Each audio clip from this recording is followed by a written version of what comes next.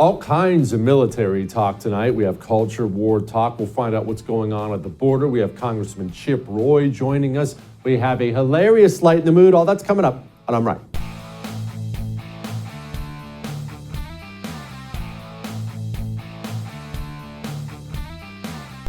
All right. Before we get to all the news and everything else tonight on I'm Right, I do want to address something real quickly here.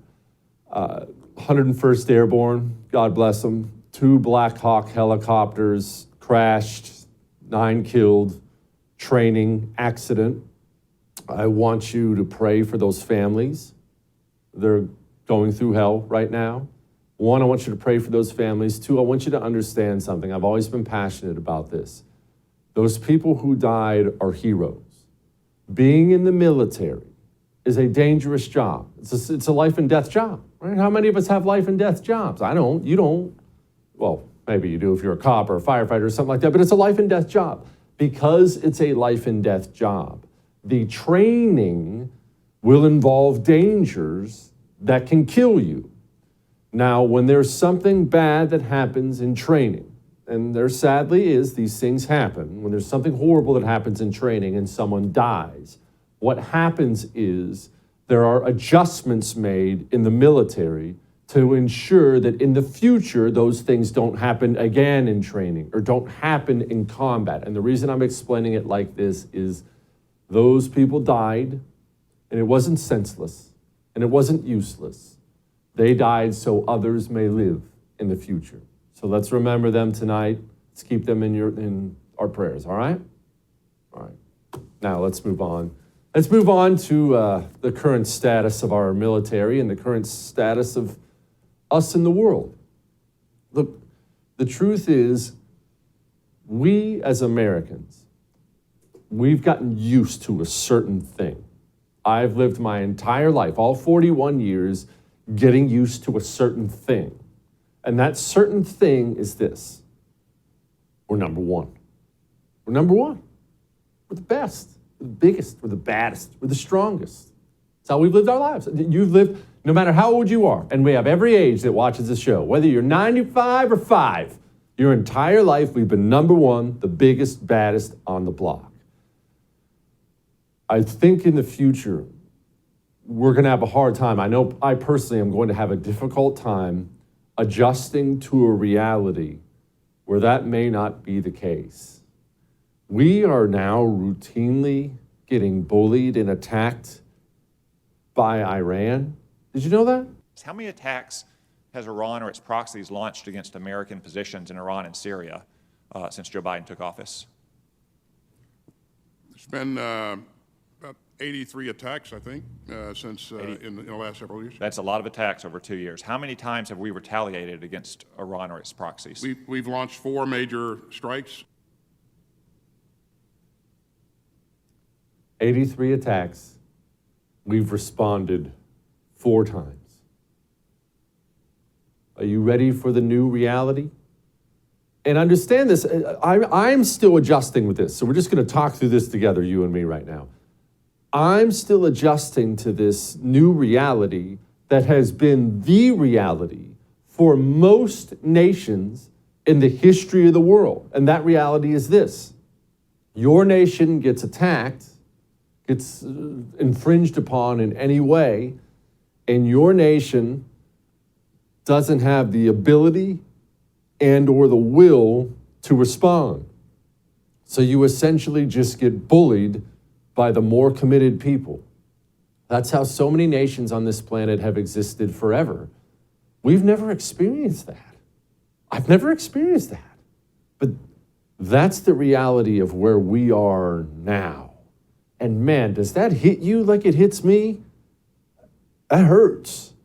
And look, let's be honest about Iran. This is the same country that under Barack Obama had our sailors on their knees with their hands behind their head, took our sailors captive, and we did nothing. We did nothing to them at all. Oh, maybe you're sitting there saying, it's just Iran, Jesse. We can do whatever we want to them. Oh, you mean nuclear Iran? From the time of an Iranian decision, Iran could produce enough fissile material for a nuclear weapon in less than 2 weeks, and it would only take several more months to produce an actual nuclear weapon. A nuclear weapon from the nation that is really attacking us daily, pretty much, from a nation that has promised to wipe other nations on the planet off the map. This is real. It is real, and this is the cost of weakness. And this is a cost that Americans, myself included, are not ready to bear because we've never been prepared for this. We have never lived in an age where we weren't the big bad bully on the block. Yet that age is here now. And there are 1,000,001 reasons for this. We talk about it all the time.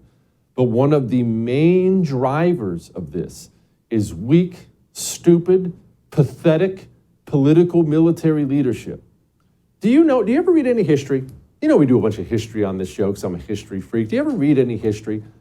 One of the things that strikes me so often about military history when you read about this battle or this, that, is how often the general at the end, the one who's in command, how often he either resigns or is fired or kills himself or is himself put to death by the nation he fought for. That is the entire history of the world. Now that seems extreme, right? Now, I don't want anyone to kill themselves, don't get me wrong, but that seems so extreme. Wow, that's over the top. How could you do this?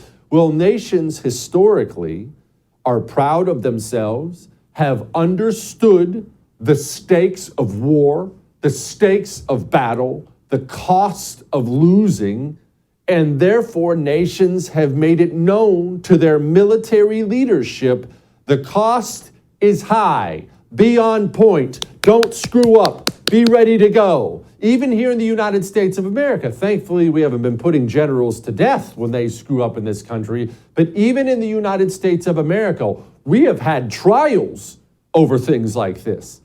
The guys involved in something like Pearl Harbor, they didn't get off scot-free once everything was said and done. No. Admiral, come, sit, be interrogated, answer for your failures. We're not even talking about maliciousness here. We're not even honestly talking about things that maybe can even be blamed on them. Fault doesn't matter. You were in charge. Why'd it fail? Answer for yourself. A nation that does those things is a nation that takes itself seriously, takes military matters seriously. It is a nation that will produce other military leaders who take themselves and their mission deadly serious. What I'm about to play for you is not a small thing. Maybe you've seen it, maybe you've heard it, maybe you haven't.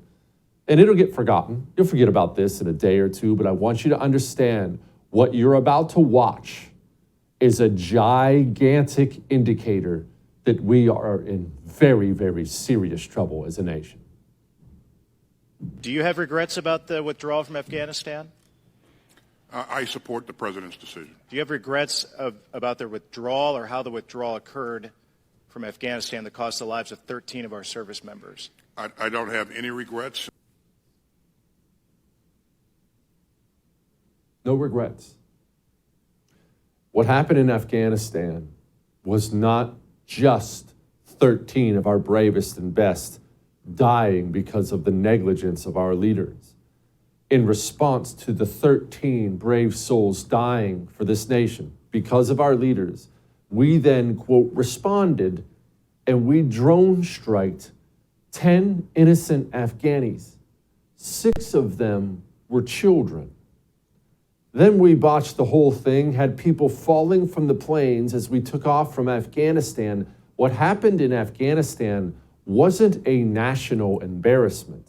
It was an international embarrassment, openly mocked by several nations on the world stage. And our military leadership is so devoid of any accountability, any patriotism now. Not one resigned. Not one general, not one colonel, not one admiral, nobody. Nobody. And the Secretary of Defense who presided over it, not only did he not resign in disgrace, Not only was he not put on trial, he's totally comfortable going on television and saying, hey, no regrets. Should also be noted that same guy doesn't care that the U.S. military is full of communists now. Here's Lloyd Austin. This is a tweet by one of your employees in charge of diversity, equity, and inclusion, and it's patently racist. They say that she had to give Karen the business, that she talks about caudacity, presumably of Caucasian people. So I guess, Terrible. why does the... Look at it. Well, why is that person Look, you're not so getting an low? argument from me. That's terrible. It's wrong. She shouldn't be doing that, period. Should she be fired? That's a DOD employee, not U.S. military uniform. Okay. Should they be fired, Secretary Austin? Again, as you heard in your subcommittee here, this incident was investigated, and And they're of course still employed. It was investigated. Remember what they said after we drone strike 10 innocent children in Afghanistan? They actually investigated themselves, the Pentagon did. And at the end of that investigation, John Kirby, then Pentagon spokesman, got up and said, well, no, there's not going to be any punishment. No, there was no one failed, really. It was a failure of the process. 6 innocent children taken from this earth by us. No one got in trouble. Nobody resigned. You may think it's a small thing. It is an indicator that we are in very, very, very serious trouble as a nation. All that may have made you uncomfortable, but I am right. We're going to talk to Congressman Chip Roy about that in just a moment. Now, more than ever, is a time to train yourself in all things. I've been working out more. Not one of these huge fitness guys. I'm training my body because I know we are in for a future where that's probably going to be beneficial. I train more now with my weapon than ever. Not just because of the news, but because Mantis X has made it easy to train with my weapon. Why? Because I dry fire practice in my home, right here in the studio. We dry fire practice in between the breaks, thanks to Mantis X. Been wanting to get your wife, husband into shooting, trying to teach your children about it?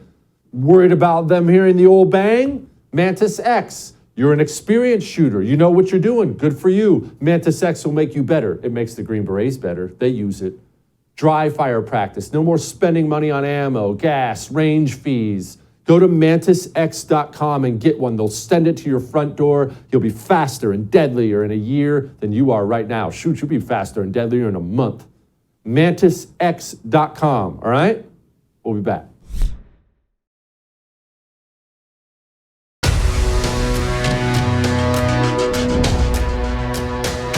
As of 12 days ago, y'all got the American taxpayer on the hook to pay for travel and time off for elective abortions. And you did not make this with anybody in this room or Congress taking a vote. On the issue of providing non-covered reproductive health care for our women, I would just say, Senator, almost 1 in 5 of our troops are women. And they don't get a chance to choose where they're stationed. So almost 80,000 of our women are stationed in places where they don't have access to non-covered reproductive health care. This policy is based on strong legal grounds. Wow, that sounds like our military is super focused on everything they should be focused on. Joining me now, Congressman from the great state of Texas, Chip Roy. Congressman, that's the defense secretary. I'm extremely concerned about China, Russia, Iran. He seems to be concerned with other things. Jesse, this is the fundamental problem we face right now. And I want to give credit, shout out to Senator Tuberville from Alabama, who's been holding up nominees in order to try to make a point that we should not be using taxpayer dollars to fund abortion through the Pentagon. But yet that is just another extension of this incompetent regime over the Department of Defense that continues to use it as a social engineering experiment wrapped in a uniform. And that is not the way we should do business. We are not going to increase recruiting by continuing to stick all of our recruits into DEI and critical race theory and, we hate whitey type, exposés. And that's what's happening. And if you talk to all the recruits and you serve, and you talk to guys that are still serving and gals that are still serving, they're having to put up with all this garbage. And here you're seeing it now, taxpayer-funded abortions in the Pentagon, and they're continuing to, you saw that diversity position, the woman 2 weeks ago who said something like, oh, these white folks, in their caudacity or whatever it is, some sort of, ridiculousness. But, this is what's going on a regular basis there. Congressman, you know what I hear that shocks me most? I don't know about shocks me, but it really brings home the problem. My whole life, guys who have served, guys I knew who served, they always talked to their kids about serving and pushed their kids to serving. Congressman, I don't know a single veteran friend of mine from Iraq or Afghanistan that is encouraging his children to join the military. In fact, most of them are telling their children not to join the military. I don't think people understand what a big deal that is when these legacy military families are checking out and we're filling up our military with turds. Well, this is, and thank you for highlighting this, and thank you because you as a veteran have the voice to be able to say that in ways that people like me who did not serve in the military, it's harder for us to make that point. And so thank you for doing it. But it actually gives me pain to say it and to agree with you because the fact is we need our best young men and best young women to serve. And God bless the ones who do. I, in my job as a member of Congress, have to make appointments to the military academies. And, I talk every, day almost, certainly every week to families in the district I represent and make these nominations. And these are great kids. I met with a group of naval aviators just this last weekend in Austin, all just great Americans who love their country and they're very competent. Yes, sir. And yes, ma'am. But the military brass is trying to destroy that culture. It's purposeful. It's part of an assault on our culture by a bunch of woke leftists that this administration is pushing. And that this brass at the top of the Pentagon are trying to continue to perpetuate. They're undermining our national security, destroying our readiness, destroying our recruiting, making us more vulnerable to China. And they are undermining the very thing they're supposed to protect in uniform. They should be called out for it. And the next president of the United States ought to obliterate the leadership of the Pentagon and start over. Oh, he should. He should. And hopefully Lloyd Austin will... Well, here's Lloyd Austin from yesterday. I have something to say about this. Has there ever been any accountability for anyone within the Department of Defense for the deadly, botched, and embarrassing withdrawal from Afghanistan? Any accountability? Hey, listen, our troops evacuated 124,000 people off of that airfield. Has anyone been held accountable? If a Navy captain grounded a ship, what happens immediately? Typically, that captain is removed. That captain is removed. Has anyone been held accountable for what happened in Afghanistan? To my knowledge, no. To my knowledge, one, that's an unbelievable statement. Two, Congressman, as you well know, the history of the world is generals resigning on their own in disgrace after failure in the battlefield. Some cultures, they actually commit suicide. Not that I want us to start doing things like that. But in our country, they've been put on trial before for horrific failures. Not one member of the United States military has resigned in disgrace or been fired after an international embarrassment like that. That's the kind of thing that tells rural boys in Texas, I won't join this military. My leaders aren't accountable at all, but I'll be held accountable. Well, you're exactly right. We had 13 dead Marines and certainly men and women in uniform. We had $85 billion of assets left behind. We have pictures of the Taliban showing that they've got those assets. They're able to either use them or retrofit them and figure out how to use them. It was a complete abandonment of Bagram. I have been calling for a review of our authorization to use of military force, and I didn't think we needed to have a massive footprint over there. But what we should have done was pulled in and tightened around, maintained Bagram so that we could have a foothold there. But not be over there building, soccer fields and trying to, go out and insert ourselves into the communities in Afghanistan, but have a presence to make sure we're defending our interests without abandoning it and turning it over to our enemies. I mean, it was an absolute debacle from top to bottom. Just God bless all of you who served. I know we accomplished a number of great things there, but the leadership of this country has failed us. And we're seeing that now with the consequences with burn pits. And now what we're having to deal with, we're seeing that now while we continue to operate under 20-year-old authorization for the use of military force. We have a war machine complex in this town that continues to perpetuate spending and obliterating our fiscal health, weakening our resolve and our ability to fight, a real challenge in China. We've got cartels that are getting empowered in the Western Hemisphere. We now have China and Brazil working on something other than the US dollar. This is all on this administration's watch, but it's not this administration. It's weak-kneed, gutless Republicans who refuse to stand up and lead this country forward as well. And we've got to do a better job of it. Brazil, China, dumping the US dollar as the intermediary. China is getting deadly serious and making huge gains internationally. Goodness sakes, they're brokering deals between Iran and Saudi Arabia. Talk about cats and mice living together. This is a really, really, really big deal, what they're doing, while we focus on hanging pride flags from our embassy. What are we doing? Well, we're doing exactly like that. And also we are allowing our wide open borders to embolden and encourage China and cartels. We have a narco-terror state in Mexico.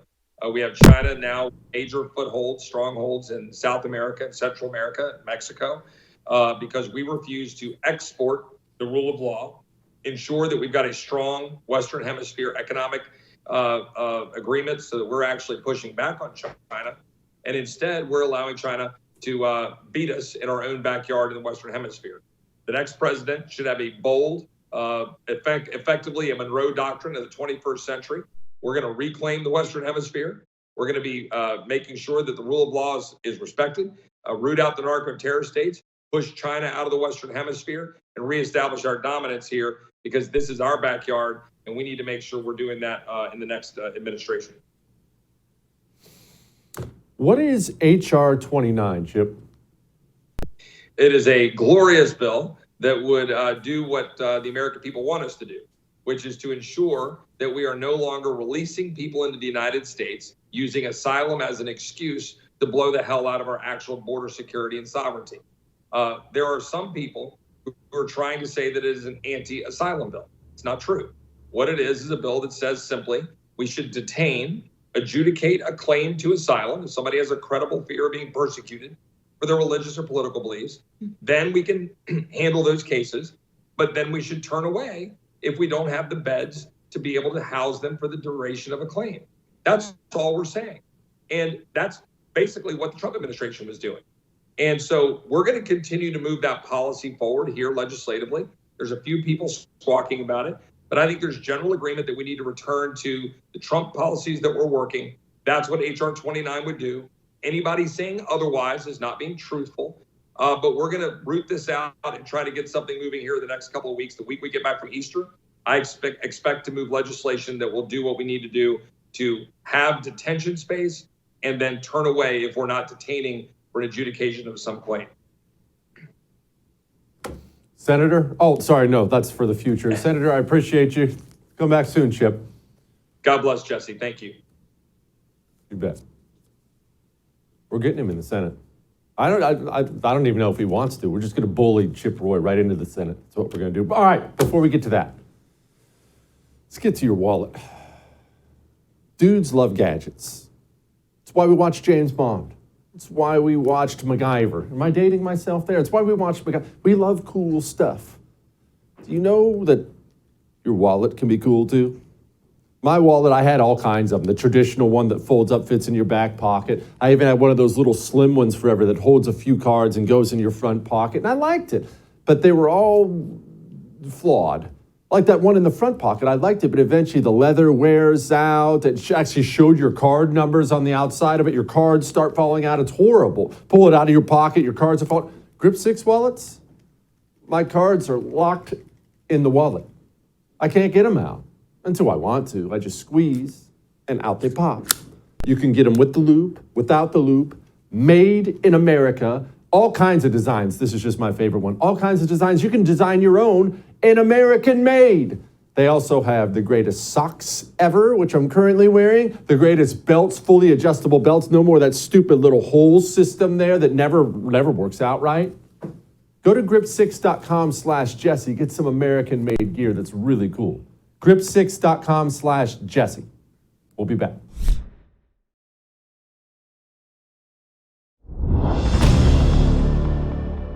Mr. Secretary, I want to say to you right now, It is your precisely- behavior is disgraceful, and the deaths, the children assaulted, the children raped, they are at your feet, and if you had integrity, you would resign.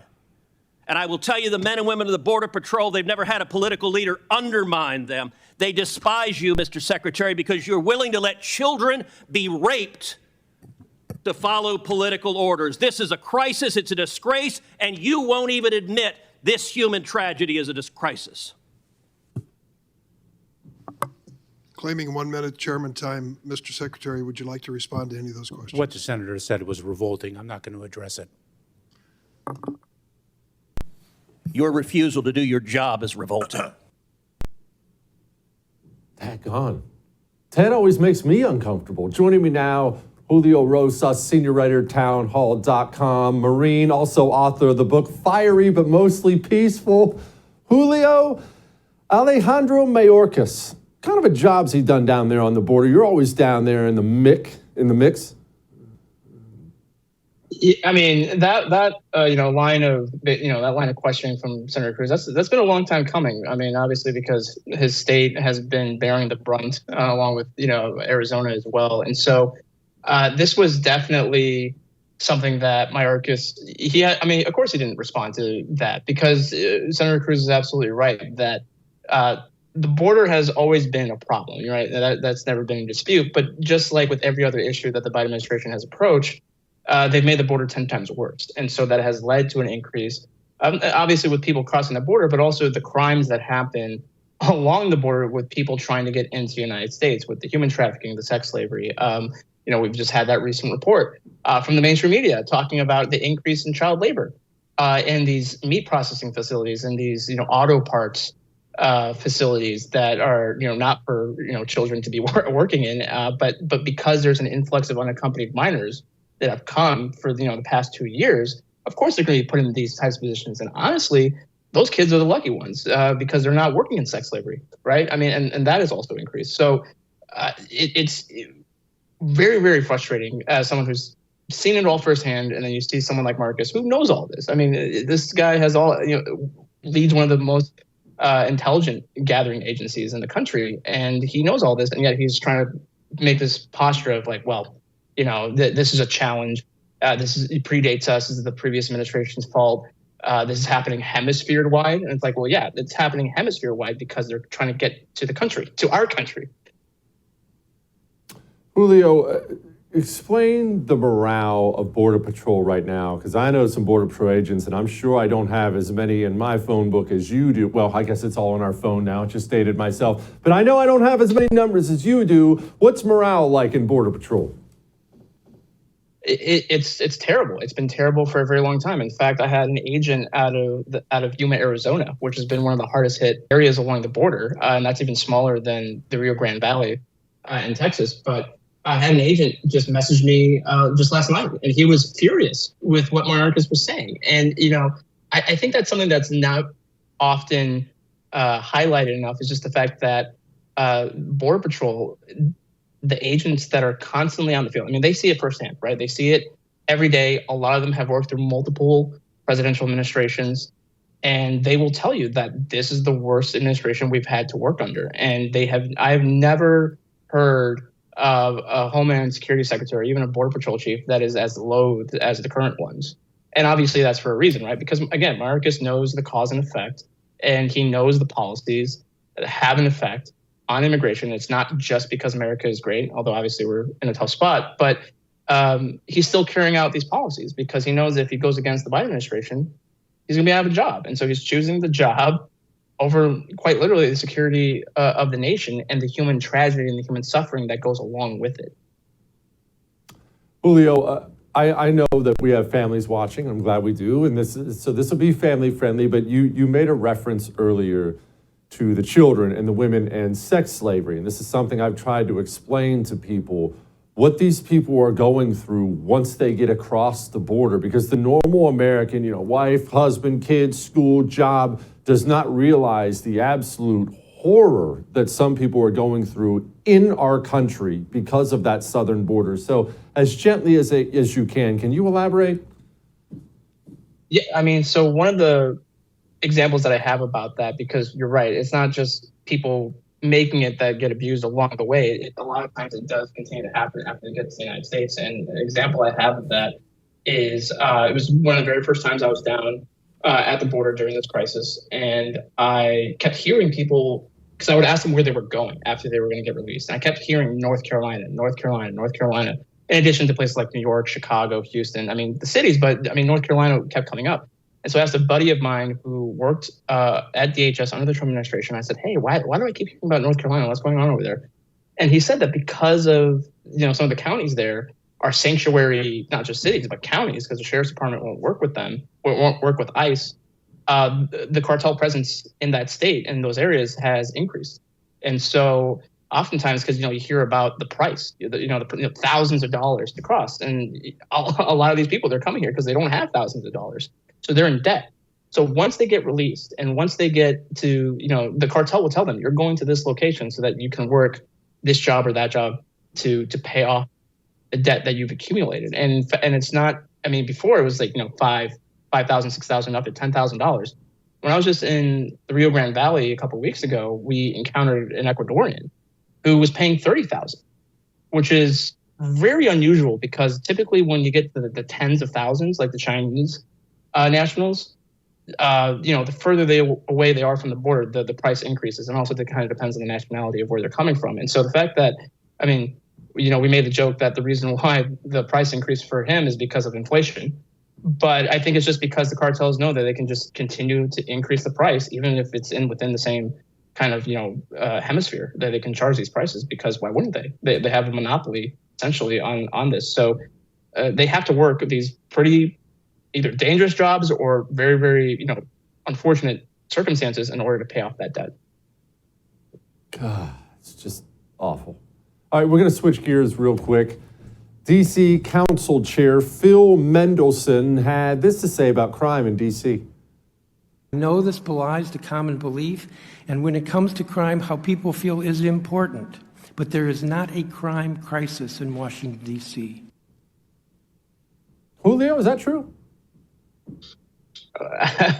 No. What he said, it's not true at all. Murders are up at this time compared to last year. Carjackings and vehicle thefts are up. Certain other crimes, such as like robbery or just assault with a deadly weapon, those are slightly down from the same time last year, which is still historically high compared to previous years before the 2020 riots. And of course, during that hearing and during his testimony, there was a double shooting that involved a juvenile.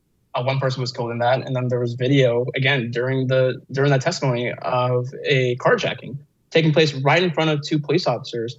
And because of the policies, and because how restricted DC metropolitan police officers have become after George Floyd and all that, they couldn't do anything. They just kind of had to watch this guy kind of just smash his way and drive his way out of the scene, and he fled. And so, hopefully maybe they're just going to gather, what vehicle and put a bolo out for that. But obviously it's just, that's like what you would see in something in GTA, right? Just being completely free will in front of police officers to get away. And so I used to live in the Washington, D.C. area. Thankfully, I don't anymore. But it's degraded a lot. And I lived over there for 6 years in all parts, Virginia, Maryland, and D.C. And it's just not at all what it used to be. And of course, then we had Senator Ryan's Senate staffer being attacked. It's just a classic, you're not allowed to notice the degrading that's happening within our cities. And was creeping prior to 2020, but that year really did change a lot of things. And so in the aftermath of that, I kind of refer to as like a low intensity breakdown of law and order, because obviously when riots are happening, that's a very in your face example of breakdown in society, but things haven't improved since then. They've continued to get worse. And so it's not just DC, it's all these other cities that are experiencing this crime wave. And for all, the left just says, well, you're racist for noticing that, or for wanting to do something to address this problem. And I know you're always talk about, get out of the blue cities and get to red states and fortify it. And I'm definitely in that camp. Julio, thank you, brother. Semper Fi, keep going. Semper Fi, thanks. All right. Let's do some culture war stuff. You want to do some culture war stuff? I don't know why I just scratched my chin when I said that. That seemed very sophisticated. Let's do some culture war stuff. We'll do that in a second. First, I don't want your dog to die. All right? I don't want my dog to die. I do what I can for Fred to make sure I'm taking care of him. We love that idiot, the big fluffy idiot. Take him to the vet, make sure he's up on his shots and worms and things like that. But dogs are living things just like human beings. What's the most important thing that will decide your future, my future, your dog's future? The nutrition you put in your body. Your dog's no different.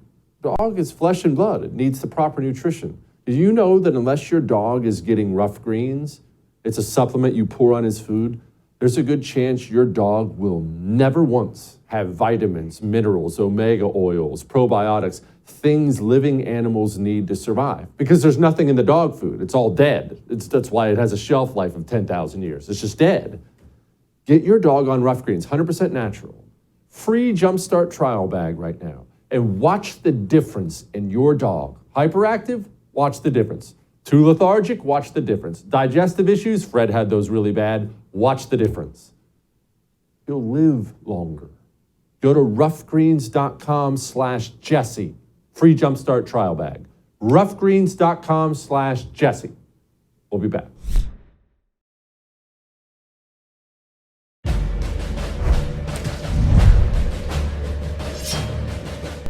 You know what we love to talk about on the right? And I'm glad we do. You know what we love to talk about, though? We love to talk about accountability. Personal responsibility. Accountability. Own your mistakes. You are responsible for what is happening to you. We love to talk about that, and those are good things. I'm not putting that down. That's a good thing. But it does feel often to me as if we talk about personal responsibility only as something the left, the communists, need to be better at, and we don't take any ownership of it at all for ourselves. And there are a couple huge ways you see this now in this country. One, you've heard me go off a million times about GOP primary voters. 20% participation in primaries for the GOP. The Democrats have 50. Ours is 20. That's pathetic. We'll call all day long, rhinos, you're a rhino. Look at this rhino. Our reddest states have the most pathetic senators because we're too lazy and stupid to show up in the primary and vote them out. But it's more than just that when we're talking about personal responsibility. Let's talk a little bit about what happened in the state of Tennessee today. You see, we're having all this trans day of vengeance crap today. And in this Tennessee state legislature, this is what happened today.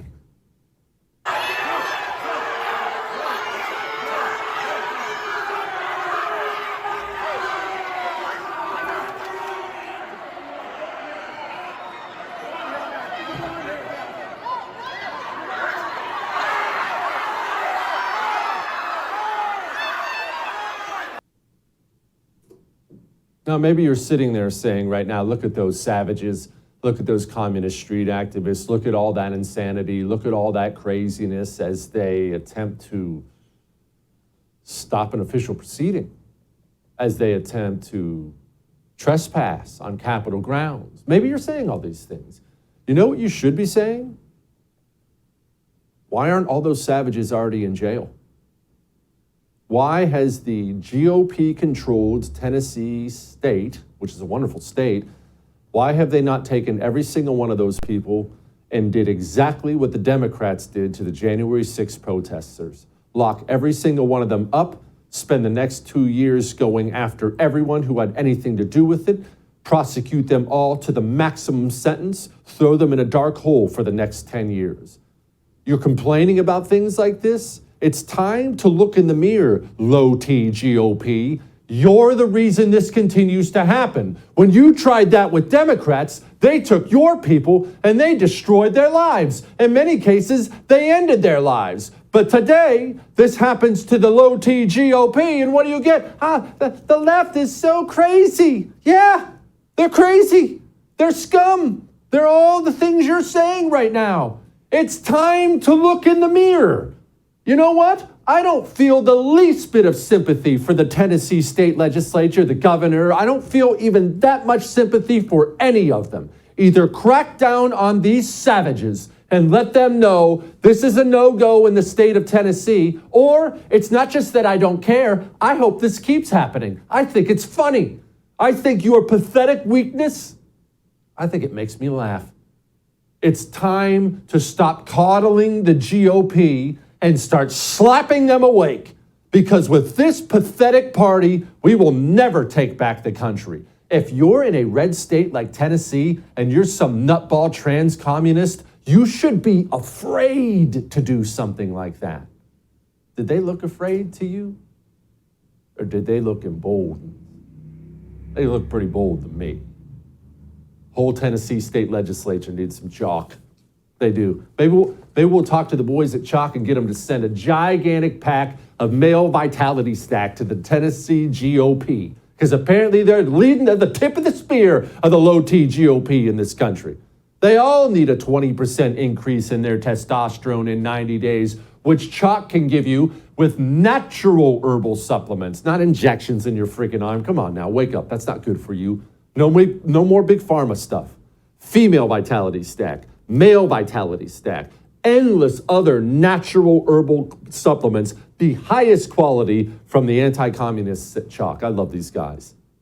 And they're 35% off subscriptions right now. Go take it for 90 days and you tell me how you feel. Chalk.com, promo code Jesse, all right?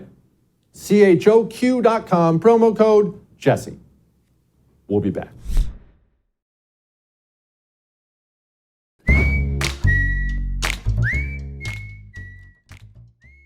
All right, it is time to lighten the mood.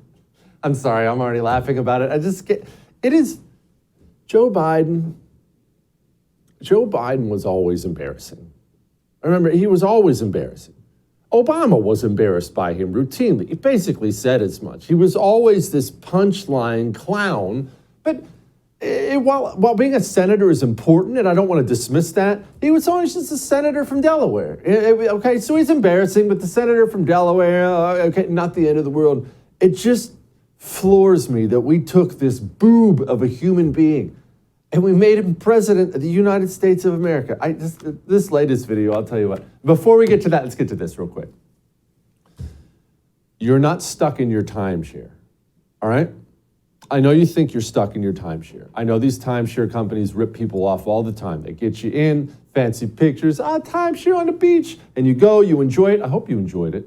And at some point in time, you're done with it, right? Everything comes to an end. And so you think, I'll just get out of it now. You call, email. What do they tell you? Oh, sorry, you're locked in for life. Should have read the fine print. Got to pay those annual fees, special assessments all the time, just money coming out of your pocket. Lone Star Transfer caught on to this game a long time ago. They're 99% successful getting people out legally and permanently. You're one phone call away from getting out of that timeshare. Call 844-310-2646. 844-310-2646. All right, here's Joe Bidenopoulos. The nickname I got early on when I won by 3,200 votes and for the Senate seat when I was 29 years old is because I started calling me Joe Bidenopoulos because, oh, you think I'm kidding. I'm not joking, am I? I'm not joking because of the overwhelming support from the Greek American community. Nobody's ever called him Joe Bidenopoulos. He didn't go to a black church. He's not a student of Persian culture. It's just, I'll see you tomorrow.